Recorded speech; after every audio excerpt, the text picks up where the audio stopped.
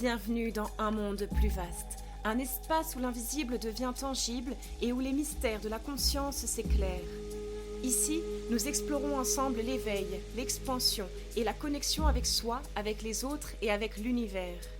Je suis Laetitia, fondatrice de Noctua, un univers dédié à l'éveil intérieur et à l'harmonie entre le corps, l'esprit et l'énergie.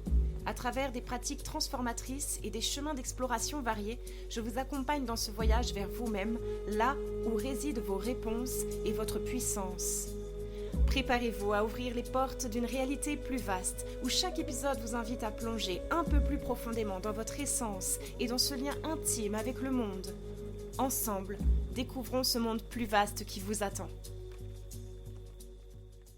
Et juste avant de commencer, un petit mot. Si un monde plus vaste vous inspire, pensez à laisser une note de 5 étoiles sur votre appli de podcast.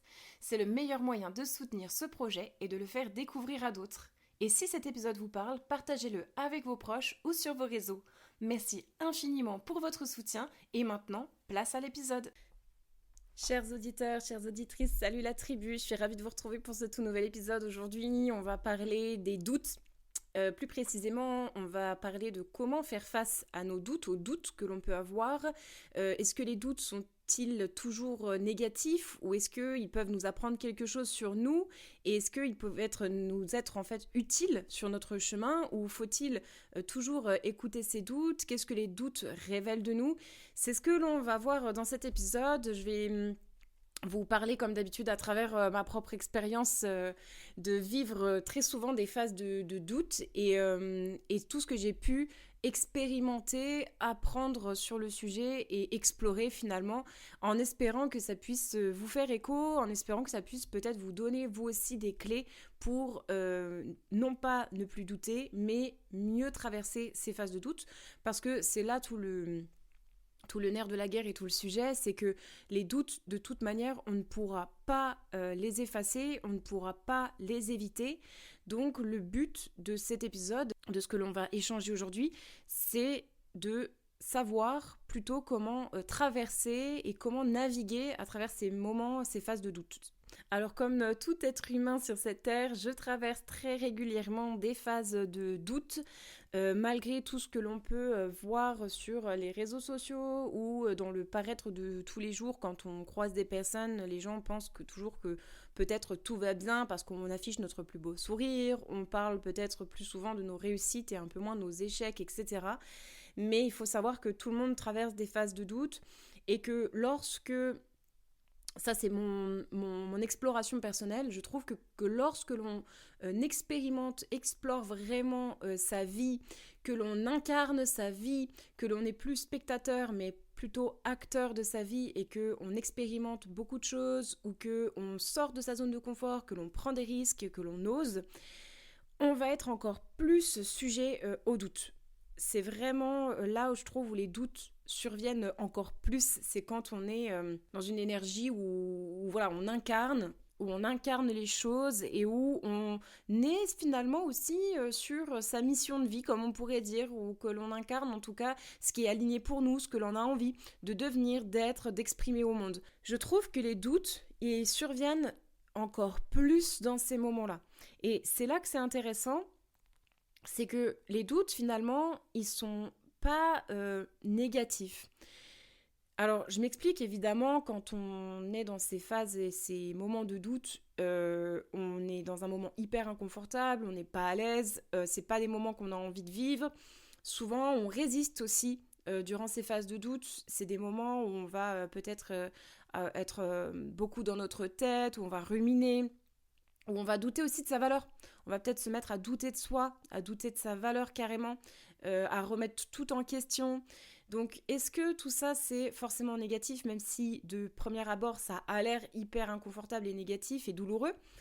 Eh ben, pas forcément. Au contraire, je pense que les phases de doute, elles surviennent aussi beaucoup dans les phases de transition. Et quand on a besoin finalement peut-être de venir se replier, peut-être se réaligner aussi, c'est peut-être des moments où on fait quelque chose qui est plus tout à fait aligné. Donc ça ne veut pas forcément dire que tout est à jeter, que tout est abandonné, que tout est à changer. mais au contraire qu'il y a juste peut-être une chose de laquelle on s'est éloigné. Par exemple, je vous prends un exemple dernièrement. Je vous en ai un petit peu parlé sur Instagram, sur mes stories et aussi dans ce podcast. Mais dernièrement, j'ai traversé une phase de doute et ça m'a fait vraiment douter de mon impact avec le podcast notamment, mais aussi sur les réseaux et même dans mon travail de manière générale. Et même, du coup, dans mon énergie, dans ma valeur finalement en tant qu'humaine, ça m'a vraiment fait douter. Et en fait, ce moment-là, il est arrivé pile au bon moment finalement pour tirer une petite sonnette d'alarme, mais pas sur quelque chose d'ultra grave en fait, mais simplement pour me dire toc toc, coucou, je viens t'envoyer une information pour te dire que là il y a peut-être quelque chose qui n'est pas totalement aligné avec toi, qui n'est pas totalement juste pour toi, et je t'invite à l'écouter et je t'invite du coup à te réaligner. Donc, ce que j'ai fait à ce moment-là, c'est que je me suis dit, ok, souvent je suis très en résistance quand je suis dans les phases de doute parce que c'est des moments inconfortables et c'est des moments où je me sens pas dans une énergie où j'ai encore moins l'impression d'impacter. Enfin bref, on n'est pas au top quand on est dans les phases de doute, quoi. Donc du coup, c'est un moment où j'ai envie souvent de me cacher, où j'ai du mal à briller de ma lumière aussi. Et je suis en résistance. Souvent, j'ai pas forcément envie de vraiment voir ces doutes-là, ou en tout cas, ça me rumine, etc. J'ai essayé d'agir complètement différemment maintenant qu'avec les expérimentations, l'exploration de ces dernières années, j'ai compris que en fait, les doutes ne sont pas forcément comment dire, nos ennemis et que c'est pas quelque chose de fatal. En fait, c'est pas un fatalisme, c'est pas quelque chose que l'on ne peut pas changer, c'est pas quelque chose qui dure non plus, c'est quelque chose qui va forcément passer. C'est quelque chose que l'on doit traverser comme n'importe quelle finalement émotion que l'on pourrait traverser, la colère, la tristesse. C'est des choses qui sont pas forcément agréables sur le moment, mais qui nous apprennent. Bref, du coup, à ce moment-là, j'ai décidé d'observer, comme je le fais avec mes autres émotions, finalement, quand elles arrivent, et vraiment me dire, ok, qu'est-ce que c'est en train d'amener, qu'est-ce que c'est en train de révéler, qu'est-ce que c'est en train de te dire. D'abord, juste, on observe et on ressent. On ressent le doute et on le laisse nous traverser, on le laisse nous habiter, parce que c'est pas quelque chose qui va nous définir. C'est super important, ça, de se dire que ça ne nous définit pas. J'avais vraiment tendance par le passé à avoir l'impression que mes doutes me définissaient. Donc dès que j'étais en phase de doute, j'avais l'impression d'être illégitime, j'avais l'impression que tout ce que je faisais c'était nul, j'avais l'impression qu'il fallait tout j'arrête, que j'abandonne tout, etc. Ça ne nous définit pas. C'est super important dans ces phases-là de bien prendre conscience de ça et de se répéter ça, de se l'écrire en mantra, de se le répéter tous les matins. Parce que parfois ça peut durer plusieurs jours, voire plusieurs semaines, cette phase de métamorphose, de transition, de transformation. Et c'est important, je pense, de vraiment se répéter que ça ne nous définit pas et que ça va passer. Donc toute cette phase-là, vraiment être dans l'observation, sans jugement et pouvoir ressentir ce doute pour laisser peut-être et certainement émerger des choses qu'elles ont à nous dire, qu'ils ont à nous révéler. Par exemple, dans le cas donc, je vous expliquais, j'ai commencé à voir qu'en réalité, j'étais peut-être plus tout à fait alignée. Non pas avec, comme je le pensais, ma tête me racontait, t'es peut-être plus alignée avec le message, avec ton travail plutôt, tu n'es peut-être plus alignée avec Noctua, peut-être que en fait, tu t'es trompée, peut-être que ça, c'est ma tête qui commençait à tourner en bourrique là-dessus. Ça, c'est ma tête qui essaye de me faire me sentir illégitime, de me faire retourner dans ma zone de confort pour m'éviter l'expansion. Parce que quand on doute, ça précède souvent une phase d'expansion. Donc souvent quand on doute, c'est pas une régression, au contraire, c'est une transition vers plus d'expansion. Et à ce moment-là, le mental s'enclenche parce que ce petit mental qui veut, comme d'habitude, nous protéger, fait son rôle de protecteur et dit attention, attention, moi je ne veux pas trop que tu t'expandes parce que ça fait peur et qu'on ne sait pas où tu vas et c'est l'inconnu, etc. Donc il y a toutes les peurs aussi qui vont certainement émerger et qui vont rajouter une couche de doute sur la couche de doute. Donc à ce moment-là, j'ai ressenti toutes ces choses et je me suis dit ok, je me suis sentie vraiment envahie de peur et pareil, je me suis rappelé ce mantra, ça ne me définit pas. ces peurs ne me définissent pas. Et je me rappelle que dans cette transition de cette phase de doute, tout simplement, je suis en transition, que ça ne va pas durer et que ça précède une expansion, je ne suis pas en régression, donc pas de jugement, pas de dureté envers soi. C'est le moment où je me suis vraiment dit, il faut pas que j'écoute ce que me raconte ma tête, les petites histoires que me raconte ma tête, qui essaient de finalement me protéger et ne pas me laisser m'expandre par protection. Et j'ai vraiment essayé de me recentrer sur mon cœur. Et à ce moment-là, en fait, j'ai réalisé que j'étais plus, non pas alignée, donc comme je vous le disais, avec Noctua, la vision que j'avais, mon métier, etc. Non, loin de là. J'étais juste plus tout à fait alignée dans peut-être ma façon de travailler, dans ma façon de délivrer le message. Et c'était une petite sonnette d'alarme, un petit moment de mon corps, de ma tête, de mon esprit, de mon âme, de m'envoyer un petit signal de « Ok, c'est chouette là tout ce que tu as fait. Maintenant, on t'invite peut-être à aller encore dans une phase d'expansion, d'aller encore plus loin dans ton leadership, dans ta volonté de révéler ta lumière, d'explorer tes ombres. Il faut bien penser que à chaque fois, en fait, on va aller peler les couches de l'oignon. C'est comme si on était un oignon et qu'on avait plein de couches et que ces couches, on est invité finalement à les revisiter plein de fois pour aller encore plus en profondeur, pour se rapprocher du cœur de cet oignon. Et là, c'est exactement ça. C'est un schéma qui revient régulièrement, mais c'est pas parce que l'on régresse finalement, parce que très longtemps je l'ai vu comme ça. Je me suis dit, mais en fait, je régresse encore, quoi. Purée, encore le même doute, encore les mêmes doutes, encore les mêmes peurs, et là. Mais en réalité, c'est pour aller encore plus en profondeur, pour encore comprendre d'autres clés, pour encore plus l'intégrer aussi, et du coup, encore mieux l'incarner.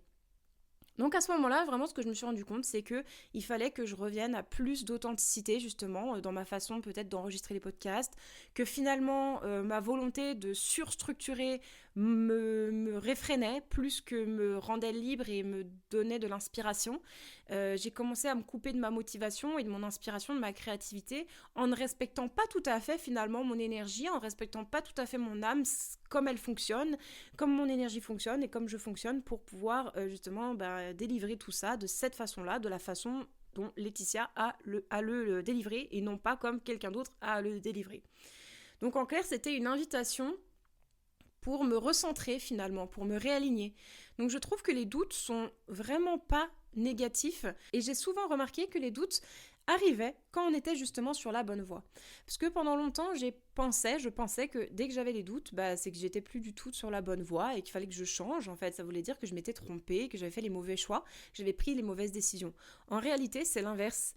J'ai remarqué que quand je n'étais pas dans la bonne direction, je le sentais totalement, en fait. Ça se sentait dans mon corps, j'avais de la frustration, même mon corps devenait tension, j'avais plein de petits symptômes psychosomatiques qui venaient se révéler dans mon corps.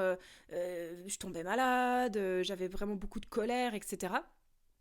Et j'avais pas de doute en fait. J'avais pas de doute forcément à ce moment-là. C'était plutôt des émotions de frustration, de colère, etc. Alors que dès que je vais sur ma voie, que je vais justement sur une voie qui m'expand, qui m'aide à m'expandre, là, les doutes m'assaillent en fait. Les doutes vont venir en vague, et en vague. Donc je pense que les doutes, au final, sont plutôt un très bon signe. J'ai l'impression que les doutes sont un très bon signe pour nous indiquer qu'on est sur la bonne voie, mais ils nous invitent à tout le temps nous réaligner, nous recentrer pour justement aller encore plus loin. Alors c'est vraiment à ce moment-là que je vous invite à vous recentrer à votre espace du cœur.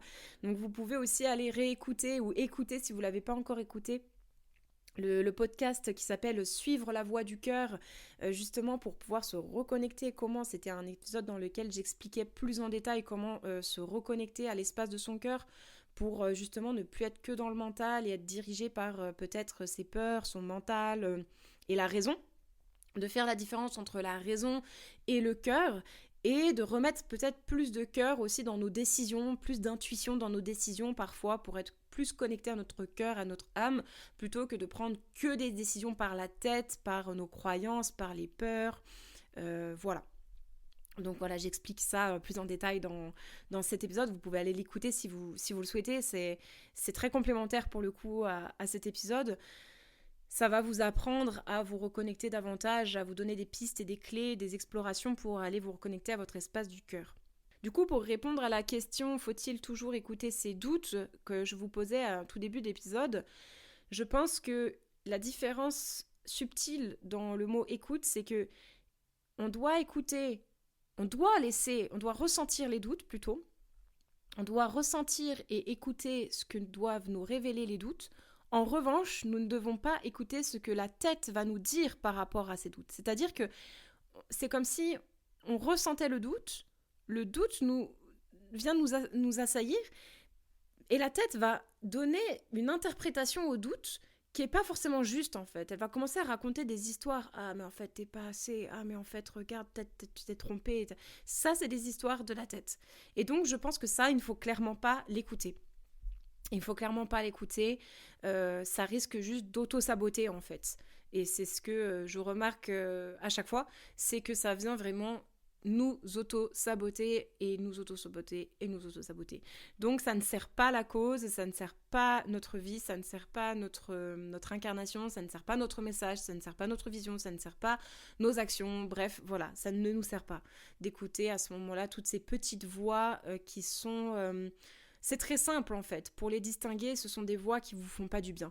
C'est des voix qui vous éteignent, c'est des voix qui vous font peur encore plus, c'est des voix qui vont vous figer. Peut-être que du coup, vous n'allez plus réussir à rien faire dans votre journée tellement vous ruminez. C'est des voix qui vous mettent du stress, de l'angoisse. Vous pouvez sentir de l'oppression d'un coup, après du coup, dans votre corps, au niveau de la poitrine, du thorax, dans votre ventre. Voilà, la voix de l'intuition, la voix du cœur, la voix de l'âme, elle, souvent, c'est une voix qui va vous faire vous sentir vous expandre, qui va vous faire vous sentir vous ouvrir. Vous allez sentir un espace qui s'ouvre dans votre corps, vous allez sentir un grand oui peut-être, vous allez sentir une flamme qui monte, vous allez sentir que ça monte de bas en haut, vous allez sentir d'un coup que ça circule, vous allez peut-être d'un coup être en joie, en fait, ressentir juste de l'amour, de la joie, ou juste vous allez ressentir de la sérénité, de la paix. Donc voilà, souvent les distinctions à faire entre la petite voix intuitive du cœur et la petite voix de la tête qui sont en fait nos peurs, nos croyances et celles qui essayent de nous protéger en essayant de bien faire mais qui en réalité nous freinent et nous limitent. Alors voilà, j'espère que ça vous aura peut-être éclairé et aidé. Je vous ai encore fait part par rapport à ma propre exploration et expérience. J'espère que ça vous parle, j'espère que ça peut résonner en vous. Alors voilà, pour récapituler, en gros, j'espère que vous allez mettre plus de douceur et d'amour dans ces phases peut-être de transition où vous vous sentez submergé par vos doutes, de vous rappeler que ça ne vous définit pas, que ça ne définit pas votre valeur non plus, que vous êtes simplement en transition, que vous n'êtes pas en régression, au contraire, vous êtes dans une phase d'expansion à ce moment-là et que ça va vraiment vous aider à aller encore plus loin, aller encore plus haut. Donc accueillez avec grande ouverture, amour et bienveillance et douceur ces phases de doute, d'écouter ce qu'elles ont peut-être à révéler de vous, à vous dire en toute... encore une fois, sans jugement, en toute bienveillance, en toute humilité, et puis de pouvoir peut-être par la suite explorer encore plus loin vos profondeurs et aller encore plus loin dans votre expansion justement.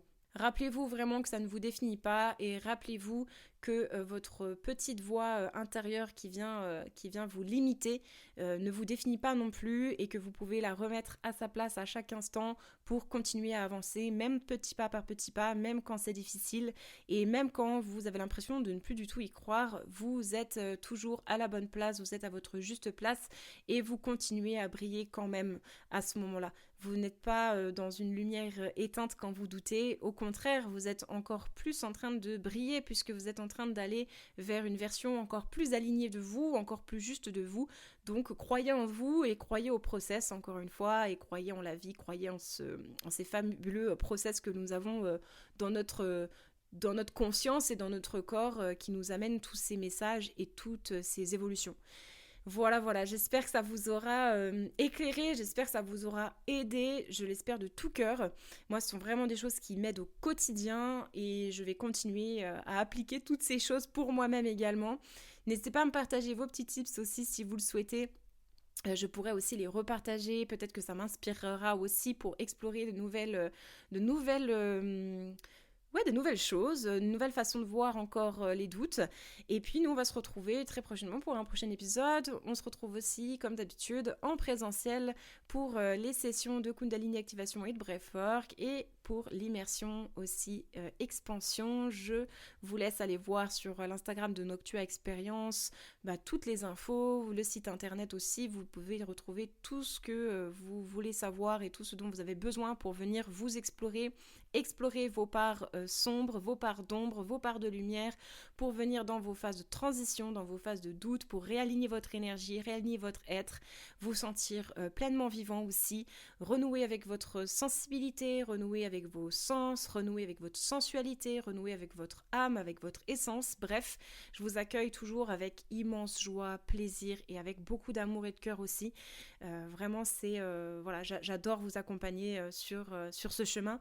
Je vous embrasse, je vous fais de très gros bisous et je vous dis à très bientôt. Ciao, ciao!